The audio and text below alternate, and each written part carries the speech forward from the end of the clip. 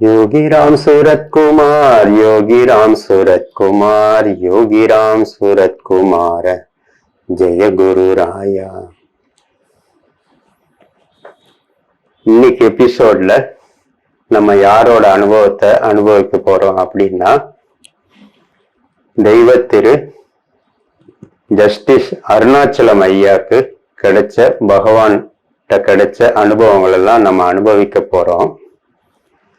நம்ம பகவான் ஜஸ்டிஸ் ஐயாவை தன்னோட ஆன்மீக வாரிசுன்றதுலாம் சொல்லியிருக்காங்க.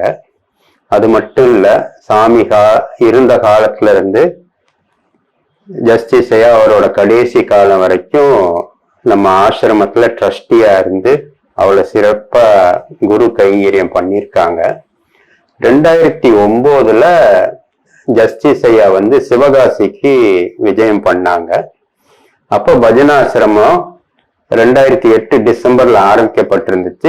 2009 ஆரம்பத்துல ஜஸ்டிஸ் ஐயா தான் ஃபர்ஸ்ட் பஜனாசிரமத்துல ஒரு சத்சங்கம் கொடுத்தாங்க. அந்த சத்சங்கத்துல ஜஸ்டிஸ் ஐயாக்கு கிடைச்ச பகவான்கிட்ட கிடைச்ச நிறைய அற்புதமான அனுபவங்கள்லாம் ஷேர் பண்ணாங்க. அதுலயும் முக்கியமா ஐயாக்கு முதல் தர்ஷன் கிடைச்ச ஒரு அனுபவத்தை அப்படி அனுபவிச்சு சொன்னாங்க. அந்த அனுபவத்தை தான் நாம இன்னைக்கு அனுபவிப்போன்றது நினைக்கிறேன். ஜஸ்டிஸ் ஐயா 1989 ஜூலைல தான் ஜஸ்டிஸ் ஐயாக்கு நம்ம பகவானோட ஃபர்ஸ்ட் தர்ஷன் கிடைச்சது. அது எப்படி அமைஞ்சது அப்படின்னா, அப்ப ஐயா ஹைகோர்ட் ஜட்ஜா இருந்திருக்காங்க. திருவண்ணாமலையில ஒரு கல்யாண ஃபங்க்ஷன் அட்டென்ட் பண்ண வேண்டிய ஒரு சூழ்நிலை. ஃபேமிலியோட கிளம்புறாங்க. ஜஸ்டிஸ் ஐயா, அவங்க ஒய்ஃப், அவங்க 2 மகள்களோட கிளம்பி திருவண்ணாமலைக்கு போறாங்க. அப்ப போகும்போது ஐயாட்ட ஒருத்தங்க சொல்றாங்க. என்ன சொல்றாங்கன்னா, நீங்க திருவண்ணாமலைக்கு போறீங்க, அங்க விசிறி சாமியார்னு ஒருத்தர் இருக்காங்க, அவரோட தரிசனத்தையும் வாங்கிட்டு வாங்க அப்படின்னு சொல்லும் போது ஜஸ்டிஸ் ஐயாக்கு அதுல அவ்வளவு ஈடுபாடு இல்லை. ஏன்னா நிறைய போலி சாமியார்கள்லாம் இருக்காங்க அப்படின்ற ஒரு எண்ணம். அது மட்டும் இல்லாம ஜஸ்டிஸ் ஐயா காஞ்சி மகா பெரியாவளோட தீவிர பக்தர். அதனால இன்னொரு சாமியாரை பார்க்கணுன்ற எண்ணம்லாம் தோணல. அவர் சொன்னதை கேட்டுட்டு திருவண்ணாமலைக்கு கிளம்பி போயிடுறாங்க. போய் கல்யாண ஃபங்க்ஷன் எல்லாம் அட்டன் பண்ணி முடிச்சுட்டு 11 மணிக்கு திரும்ப ரூமுக்கு வந்துடுறாங்க.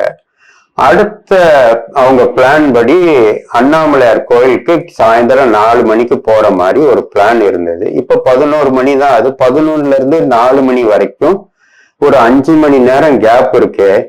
அந்த கேப்ல வேணா அவர் சொன்ன அந்த விசிறி சாமியாரை போய் பார்ப்போமா அப்படின்ற ஒரு எண்ணம் ஜஸ்டிஸ் ஐயாக்கு கூட அந்நேரம் திருவண்ணாமலை நீதித்துறையில இருக்கிறவங்க எல்லாம் ஜஸ்டிஸ் ஐயா பக்கத்துல இருக்கும்போது இந்த ஐடியாவை அவங்கள்ட்ட சொல்லும் போது அவங்க அதுக்கு ரொம்ப ஒரு முக்கியத்துவம் கொடுக்கல. காரணம் என்னன்னு அவங்க சொல்றாங்கன்னா, அந்த விசிறி சாமியாரை நம்மளால புரிஞ்சுக்கிடவே முடியாது. ஏன்னா அவரோட தர்ஷனுக்கு நீங்க போகணும்னா முதல்ல ஒரு அப்பாயின்மெண்ட் வாங்கணும். அப்பாயின்மெண்ட் வாங்கி அந்த டைமுக்கு நீங்க போனீங்கன்னா அவர் உள்ள கூட்டிட்டு போய் உள்ள பூட்டி உங்களை உட்கார வச்சிருவாரு. எந்நேரம் விடுவாருன்னா உங்களுக்கே தெரியாது. அதனால நீ 4 மணிக்கு விடலைன்னா நீங்க கோயிலுக்கு போக வேண்டிய அந்த டைம் மிஸ் பண்ணிடுறீங்கன்னு அப்படின்னு சொல்லும் போது இப்ப ஜஸ்டிஸ் ஐயாக்கு சாமியை பார்க்கணும்னு ஆர்வம் கூடிருச்சு. ஏன் அப்படின்னா, ஒரு பெரிய அரசியல்வாதியோ இல்ல ஒரு பேர் பெற்றவரை பார்க்கணும்னா அப்பாயின்மெண்ட் வாங்கிட்டு தான் விடுவாங்க. ஆனா ஒரு மகாத்மாவை பார்க்கறதுக்கு ஒரு அப்பாயின்மெண்ட் வரணும்னா அப்பேற்பட்ட மகாத்மாவை நான் பார்த்தே ஆகணும்னு சொல்லி கண்டிப்பா பார்க்கணும், நீங்க எப்படியாவது ஒரு அப்பாயின்மெண்ட் வாங்கி கொடுக்கன்னு சொல்ல அப்ப சாமிகிட்ட ஒருத்தர் போய் கேட்டு வர்றாங்க. சாமியும் மத்தியானம் 3:30 மணிக்கு வரலாம் அப்படின்னு சொல்லி அவர் மூலமா தகவல் சொல்லி விட்டுறாங்க. அவரும் ஜஸ்டிஸ் ஐயாட்ட சொல்றாங்க. அப்ப ஜஸ்டிஸ் ஐயாட்ட அவர் சொல்லும் போது சொல்றாரு, கரெக்டா 3:30 மணினா 3:30 மணிக்கெல்லாம் போயிருங்க, சாமி ரொம்ப பங்க்சுவலா இருப்பாருன்னு. அந்த பாயிண்ட்டும் ஐயாவுக்கு ரொம்ப பிடிக்குது. ஏன்னா ஜஸ்டிஸ் ஐயாவும் எந்த ஒரு விஷயத்துல ரொம்ப கரெக்டா பங்க்சுவலா இருக்கிறதுனால அவரை பகவானை பார்க்கணுன்ற ஒரு ஆர்வம் வந்துடுது. சாமி சன்னதி தெரு வீட்டுக்கு முன்னாடி 3:30 மணிக்கு கொஞ்சம் முன்னாடியே போய் ஃபேமிலியோட போய் நின்றாரு. சாமிக்காக ஒரு ரோஜா மாலை எல்லாம் வாங்கிட்டு போய் நிக்கிறாரு. சாமி எப்படி இருப்பாருன்னு தெரியல. கழுத்து நிறைய ருத்ராட்சம் போட்டிருப்பாரா, நெத்தி நிறைய விபூதி இட்டிருப்பாரா, காவியோட அணிஞ்சிருப்பாரா, எதுவுமே சாமியை பத்தி தெரியாது. ஆனா சன்னதி தெரு வீட்டுக்கு முன்னாடி பாக்குறாரு. அந்த வீட்டு கிரில் எல்லாம் பார்த்தா காஞ்சி போன மாலையா தொங்குறதெல்லாம் கவனிச்சுட்டு இருக்காரு. மனசுக்குள்ள ஒரு ஆர்வம், இந்த சாமியார் எப்படி இருப்பாருன்ற இத தெரிஞ்சுக்கணுன்ற ஒரு ஆர்வம். கரெக்டா ஷார்ப்பா 3:30 மணிக்கு சன்னதி தெரு வீட்டு வாசல் கதவு ஒருத்தர் வந்து திறக்கிறார். ஜஸ்டிஸ் ஐயா அவரை பாக்குறாரு. பார்த்தா அழுக்குவோட வெள்ளை கலர் தாடி தலப்பா கட்டி ஒருத்தர் வெளியே வர்றாரு. அழுக்கு உடனே அப்படி ஒரு அழுக்கு உடையில வர்றாரு. வர்றவர் வந்து ஜஸ்டிஸ் ஐயாவை பார்த்து கேட்கிறாரு, இங்க ஜஸ்டிஸ் அருணாச்சலம் யாருன்னு. ஐயா தன்னை அடையாளம் காமிக்க அவரை கூப்பிட்டுக்கிறாங்க சாமி. கூப்பிட்டுட்டு உங்க கூட வேற யாரு வந்திருக்கோன்னா ஜஸ்டிஸ் ஐயா சொல்றாரு. அவரோட மனைவியை சொல்றாங்க. அவர் ஐயாவோட 2 பொம்பளை பிள்ளைகள் 2 பேர் வந்ததையும் சொல்றாங்க. அப்ப 4 பேரும் சாமி வந்து உள்ள கூட்டு போறாங்க. இவர் தான் சாமின்றது அது வரைக்கும் ஐயாவுக்கு தெரியல. உள்ள யாரோ ஒருத்தர் உட்கார்ந்துருக்காரு போல அப்படின்னு சொல்லி நினைச்சிட்டு உள்ள போறாங்க. சாமி வந்து அந்த இரும்பு கேட்டை பூட்டிடுறாங்க. அந்த வெராண்டாவை தாண்டினோன்னு ஒரு பெரிய மரக்கதவு இருக்கும். அதை தாண்டி உள்ள கையை பிடிச்சிட்டு கூட்டிட்டு போறாங்க. சாமி வந்து ஜஸ்டிஸ் ஐயா கையை பிடிச்சு கூட்டிட்டு போறாங்க. அப்ப ஜஸ்டிஸ் ஐயா மனசுல நினைக்கிறாங்க, உள்ள இருக்கிற சாமியார் வந்து இப்படி ஒரு கட்டளை இட்டிருப்பாரு, வந்திருக்கவங்கள கையை பிடிச்சு கூட்டிட்டு வரணும்ன்ற ஒரு ரூல்ஸ் இங்க இருக்கு போலன்றது ஜஸ்டிஸ் ஐயா மனசுக்குள்ள அது ஓடுது. அந்த பெரிய மரக்கதவை தாண்டி உள்ள போனோன்னு சாமி வந்து அவர்கிட்ட ஜஸ்டிஸ் ஐயாட்ட சொல்றாங்க, this door has to be closed now. இந்த கதவு வந்து இப்ப பூட்டப்படணும் அப்படின்னோடனே ஜஸ்டிஸ் ஐயா தான் போய் அதை சாத்தலான்னு போகும்போது, no this beggar will do it, இந்த பிச்சைக்காரன் போய் மூடுவான்னு சொன்னோம். ஜஸ்டிஸ் ஐயா பரவாயில்லையே, பாக்குறதுக்கு பிச்சைக்காரன் மாதிரி இருந்தா நம்ம மனசுல அப்படி தோணுச்சு, அவரே தன்னை பிச்சைக்காரன் சொல்லிக்கிறாரே அப்படின்னு சொல்லி மனசுல அவர் ஓடுது. அதுக்குள்ள சாமி போய் கதவை மூடிடுறாங்க. உள்ள வந்து அப்படி ஒரு வெளிச்சமே இல்லாம ரொம்ப இந்த கர்ப்பகிரகம் மாதிரி ஒரு இருண்ட சூழ்நிலை. சரி, இந்த கதவை தாண்டி உள்ள போனா அந்த சாமியார் உட்கார்ந்துருப்பாருன்னு நினைச்சு இருக்கும்போது திரும்ப சாமி வந்து இவர் கையை பிடிச்சு உள்ள கூட்டு போறாங்க. ஐயாவோட ஃபேமிலி மெம்பர்ஸும் பின்னாடி ஃபாலோ பண்றாங்க. உள்ள போய் பார்த்தா ஒருத்தருமே இல்லை. அங்கங்க குப்பையா குமிஞ்சு கிடக்கு. இவ ஜஸ்டிஸ் ஐயா அப்படி சுத்தி பார்த்துட்டு கடைசியா தான் கையை பிடிச்சிட்டு வந்து அந்த அழுக்கு உடையில இருந்த நம்ம சாமியோட முகத்தை பாக்குறாரு. அந்த முகத்துல அப்படி ஒரு பிரகாசமும் தேஜஸும் அப்படி பார்த்தோன்னா ஐயாவுக்கு புரிஞ்சிருது, சாட்சாத் நம்ம பார்க்க வந்த சாமி வந்து இவர் தான் அப்படின்றது அப்பதான் புரியுது. நம்ம பகவானும் அவரை வந்து அப்பதான் ஜஸ்டிஸ் ஐயாட்ட தான் தான் அந்த சாமி அப்படின்றத உணர்த்துறாங்க.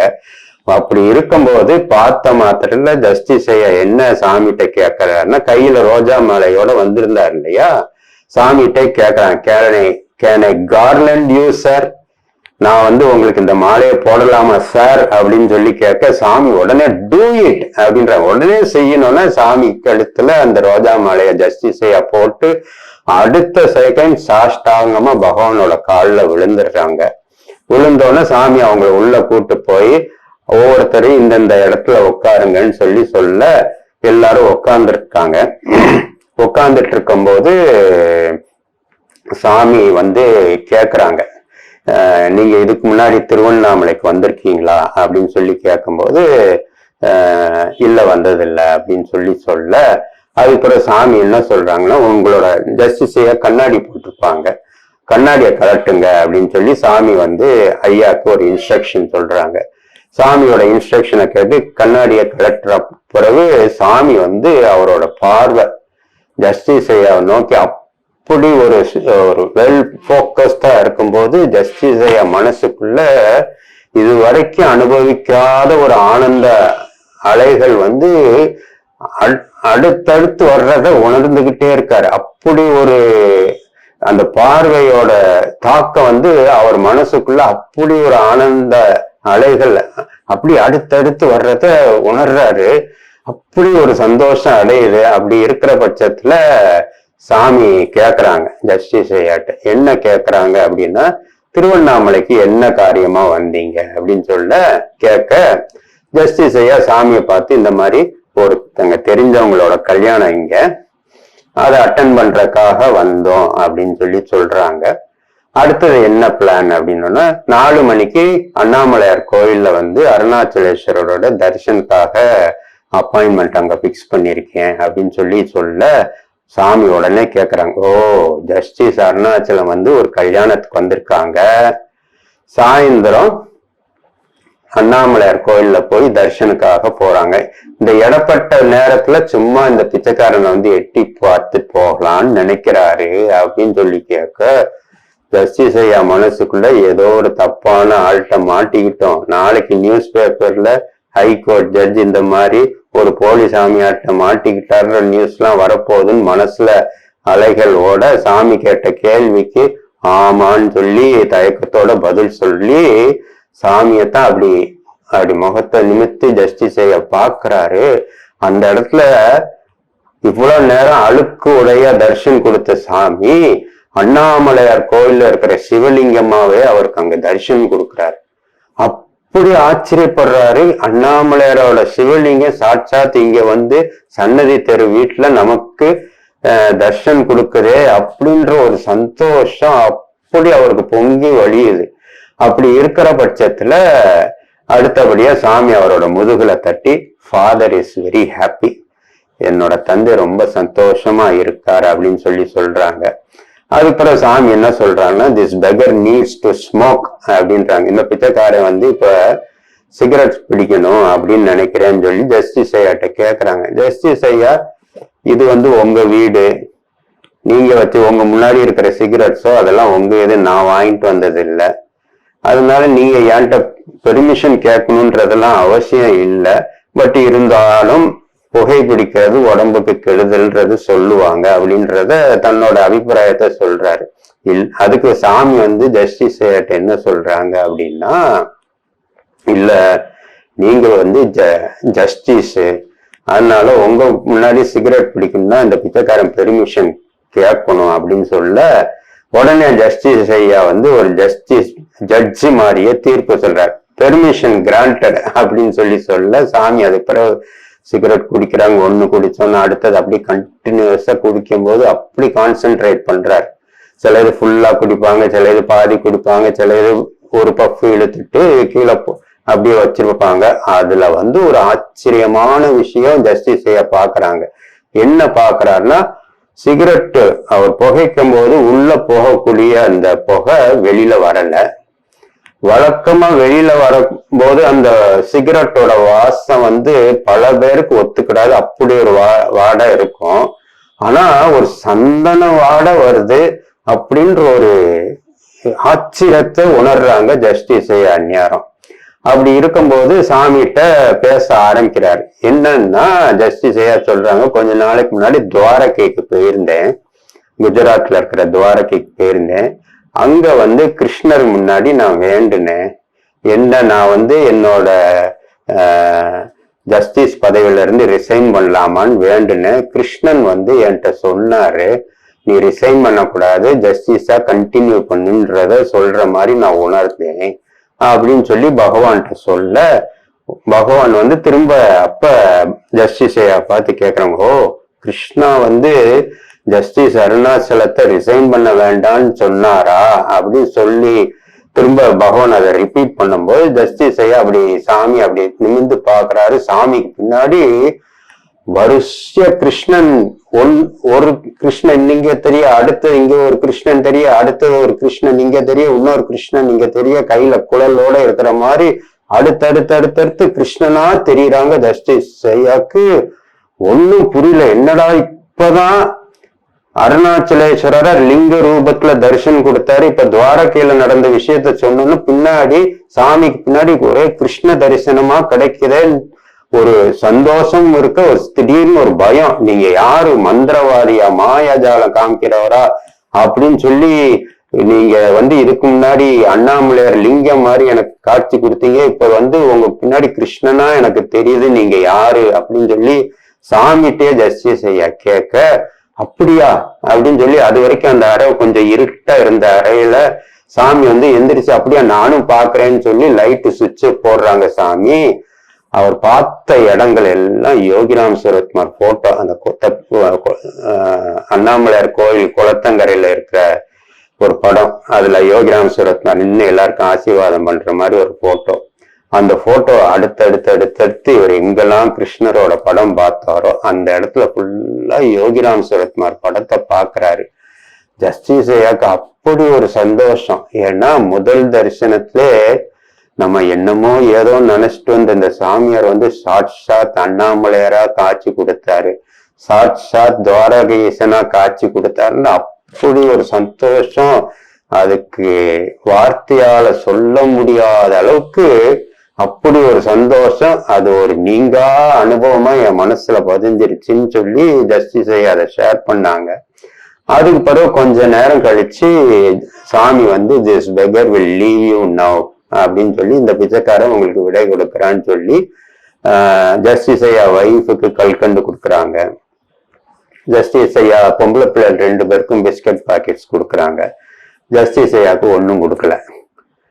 ஐயா மனசுக்குள்ள யோசிக்கிறாரு, இது என்ன இப்படி ஒரு பார்ஷியாலிட்டி, அவங்களுக்கு எல்லாம் பிரசாதம் கொடுத்துட்டாங்க, எனக்கு ஒண்ணுமே கொடுக்கலன்னு ஒரு மனசுலதான் நினைக்கிறாரு. ஓ, ஜஸ்டிஸ் நினைக்கிறாரு இந்த பிச்சைக்காரன் அவருக்கு ஒன்னும் கொடுக்கல அப்படின்னு சொல்லி சாமி சொல்லிட்டு அந்த சந்நிதி தெரு உள் ஹால்ல அங்கங்க குமிஞ்சு இருக்கிறதுல இருந்து ஒரு புக்கை எடுக்கிறார். அந்த புக்கு யாரோட புக்கு அப்படின்னா, நம்ம பகவான் மேல அழகழகா பாட்டுகள் எழுதப்பட்ட பெரியசாமி தூரன் ஐயா எழுதின பாடல்கள் உள்ள புக்கு ஒண்ணு எடுத்து அதுல சாமி ஜஸ்டிஸ் ஐயாவுக்கு ஓம் அப்படின்னு எழுதி, இதுதான் உங்களுக்குரிய பிரசாதம் சொல்லி ஐயாவுக்கு கொடுக்க, ஐயாவுக்கு அப்படி ஒரு சந்தோஷம்.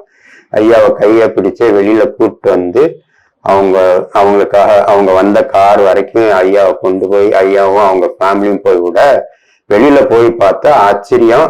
கோயில்ல இருந்து அந்த அதிகாரிகள் ஜஸ்டிஸ் ஐயாக்காக 4 மணில இருந்து அங்கேயே காத்திருக்காங்க. ஐயா வரலன்னு சொல்லி அந்த ப்ரோக்ராம் கேன்சல்லாம் ஆகாம 6 மணி வரைக்கும் அங்க காத்திருந்து ஜஸ்டிஸ் ஐயா இருந்து கூட்டிட்டு போற மாதிரி அமைஞ்சது. அப்ப ஜஸ்டிஸ் ஐயா அதை சொல்லும் போது சொன்னாரு, முதல் அனுபவத்திலே பகவான் தான் அண்ணாமலையராலும் காட்சி கொடுத்தார், சாட்சாத் கிருஷ்ண பகவானும் காட்சி கொடுத்தார் அப்படின்றத இந்த உயர்ந்த அனுபவத்தை அப்படி உணர்ந்து எல்லாரோடையும் பகிர்ந்தாரு. அந்த அனுபவத்தை தான் இன்னைக்கு உங்களோட எல்லாம் ஷேர் பண்ண நினைச்சேன். ஜெய் யோகிராம் சுரத்குமார். योगीराम सूरत कुमार,